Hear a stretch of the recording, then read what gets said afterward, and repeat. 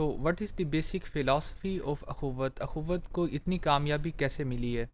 عام طور پہ یہ سمجھا جاتا ہے کہ بینک یہ سمجھتے ہیں کہ ہم جب کسی کو قرض دیتے ہیں تو اس قرض کے لیے پہلے ہمیں اس کے پاس سے کوئی گارنٹی یا سیکیورٹی رکھوانی پڑتی ہے، کیونکہ اس کے بغیر لوگ واپس نہیں کرتے۔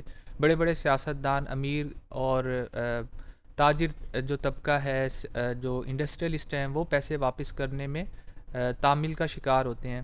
تو غریب آدمی کیسے واپس کرے گا؟ اخوت کو تقریباً 99.9% لوگ پیسے کیوں واپس کرتے ہیں، اس کی وجہ کیا ہے؟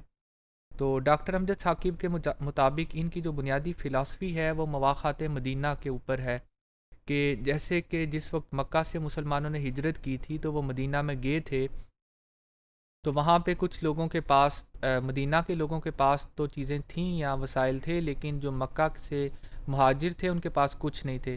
تو اللہ کے رسول صلی اللہ علیہ وآلہ وسلم نے ان کے درمیان باہمی اخوت کا ایک رشتہ قائم کیا تھا، جس کی وجہ سے وہ سارا طبقہ بھی کھڑا ہو گیا تھا۔ یہ ان کی بنیادی فلاسفی ہے، جس کے مطابق کچھ لوگوں کے پاس پاکستان میں وسائل ہیں اور وہ لوگوں کی مدد کر سکتے ہیں، اور دوسرے کچھ ایسے لوگ ہیں کہ جن کے پاس وسائل نہیں ہیں۔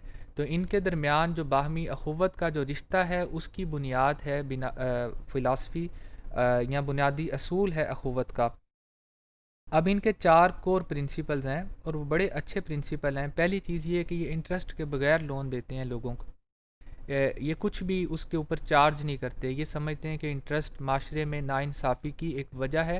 ایک شخص جو پہلے ہی غربت کا شکار ہے، عام طور پہ یہ پورسٹ لوگوں کو لون دیتے ہیں جن کے پاس کوئی کام کرنے کے لیے پیسے نہیں ہوتے، تو کام سٹارٹ کر کے دیں گے یا ان کو بتائیں گے کہ آپ یہ چھوٹا سا کام کر لیں، اس چھوٹے سے کام سے ہی آپ کی زندگی آگے بڑھنا شروع ہوگی۔ کیسے کرتے ہیں؟ گارنٹی کے بغیر کیسے دیتے ہیں؟ جب بھی انہوں نے کوئی قرض دینا ہوتا ہے تو اگر وہ مسلمان ہے تو اس کو مسجد میں لے جائیں گے، اگر وہ ہندو ہے تو اس کو ٹیمپل میں لے جائیں گے، کرسچن ہے تو چرچ میں لے جائیں گے، وہاں پہ اس کے ساتھ چند ساتھی ہوں گے، وہاں کے لوگ ہوں گے، ان سے کہیں گے کہ یہ ہم آپ کو چند ہزار پہ اللہ کے نام پہ دے رہے ہیں، اللہ کے گھر میں دے رہے ہیں، آپ نے اس بات کا خیال رکھنا ہے کہ آپ نے اس کو واپس کرنا ہے، کیونکہ جب آپ واپس کریں گے تو آپ جیسے دوسرے لوگوں کے یہ کام آئیں گے۔ تو صرف اتنی سی بات کے اوپر یہ سارے ہی لوگ پیسے واپس کرتے ہیں۔ اس سے ان کا کوئی ایڈمنسٹریٹو ایکسپینڈیچر نہیں ہوتا، عام طور پہ بڑے بڑے دفاتر ان کو بنانے نہیں پڑتے، کو بہت زیادہ لکھت پڑھت نہیں کرنی پڑتی۔ عام طور پہ ان کے اجتماع آپ دیکھتے ہیں مختلف مساجد میں، کبھی بادشاہی مسجد میں، پورے پاکستان میں 800 سے زیادہ ان کی برانچز ہیں۔ تو یہ ریلیجس پلیس کو، جو کہ ایک کمیونٹی پلیس بھی ہے، اس کو یوز کرتے ہوئے لوگوں کو مورلی اور ریلیجیسلی باؤنڈ کرتے ہیں کہ آپ نے یہ پیسے واپس کرنے ہیں۔ اس کے علاوہ ان کے اوپر کوئی اوبلیگیشن نہیں ہوتی، خدا کا خوف ہی ہوتا ہے صرف۔ تیسری چیز ہے اسپرٹ آف والنٹیئرزم، کہ ان کے جو ملازم ہیں اگر آپ ان کا جا کے کلچر دیکھیں تو آپ کو ویسے دفاتر نظر نہیں آئیں گی ان کی بلڈنگ کے اندر، جیسے کہ عام طور پہ لوگ کرسیوں پہ، چیئرز پہ بیٹھے ہوتے ہیں۔ ان کے دفاتر کو اگر آپ سمجھنا چاہتے ہیں تو جا کے ان کا کلچر کو دیکھیں کہ کیسے ایک اسپرٹ آف والنٹیئرزم کے ساتھ یہ لوگوں کی خدمت کر رہے ہیں، کیونکہ یہ نہ صرف تنخواہ جو لیتے ہیں، اس کے ساتھ ان کا جذبہ یہ بھی ہوتا ہے کہ ہم جن لوگوں کی مدد کر رہے ہیں یہ ایک نیکی کا کام ہے۔ تیسری چیز جو ہے وہ یہ ہے کہ یہ بورورز انٹو ڈونرز، ایک وقت آتا ہے کہ ان کے بورورز ڈونرز میں تبدیل ہو جاتے ہیں۔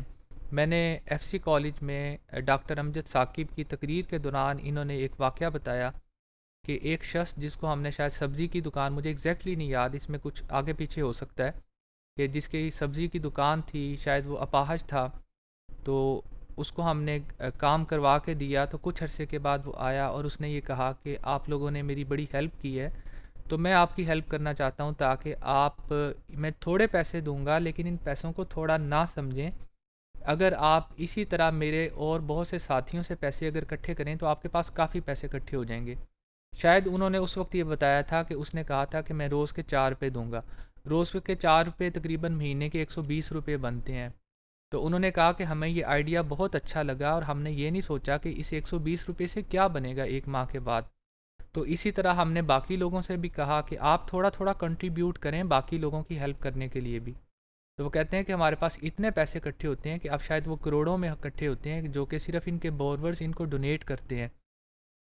اس میں ہمارے لیے بہت بڑے لیسنز ہیں۔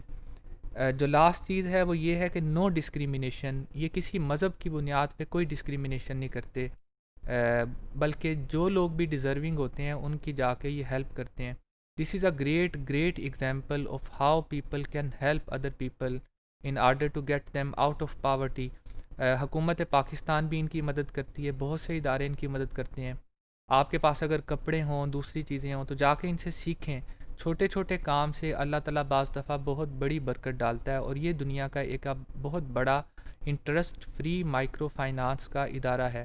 بہت سی یونیورسٹیز کے پروفیسر اس کو دیکھنے کے لیے آتے ہیں، اور وہ کہتے ہیں کہ ہم نے اس ماڈل سے لرن کرنا ہے کہ آپ نے اتنی بڑی کامیابی کیسے حاصل کی ہے. آپ اس چیز کے اوپر غور کریں کہ ان کی کامیابی لوگوں کے اعتماد کے ان کی کامیابی کا جو انحصار ہے وہ لوگوں کے اوپر اعتماد کرنا ہے، غریب لوگوں کے اوپر اعتماد کرنا ہے. دینے سے ان کو اتنی کامیابی ملی ہے، اور یہ عام کنونشنل بینکنگ سے بالکل ہٹ کے ہے.